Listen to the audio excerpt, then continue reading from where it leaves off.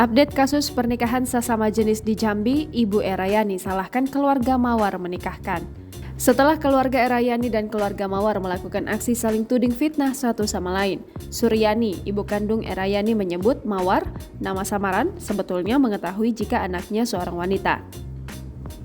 Hal tersebut diungkapkan Suryani saat konferensi pers di kota Jambi pada Jumat 8 Juli 2022. Ia menjelaskan korban Mawar melihat dengan jelas bahwa Erayani sholat mengenakan mukena layaknya wanita pada umumnya.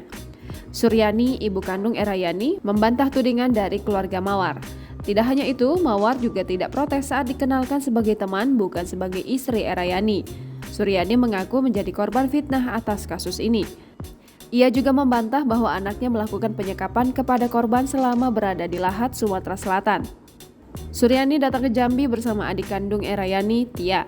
Kata Suryani, setelah viralnya kasus ini, ia sempat datang ke rumah korban di Jambi kemudian mempertanyakan proses pernikahan sirih yang dilakukan.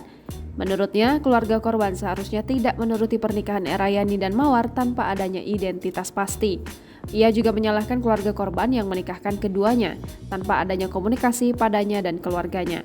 Suryani juga membantah bahwa ibu angkat Erayani dan anaknya ikut meyakinkan Mawar bahwa Erayani merupakan laki-laki. Suryani, ibu kandung Erayani, sebut Mawar tak pernah disekap. Sebelumnya, Suryani membantah keterangan korban yang mengaku disekap oleh Erayani selama berada di Lahat, Sumatera Selatan.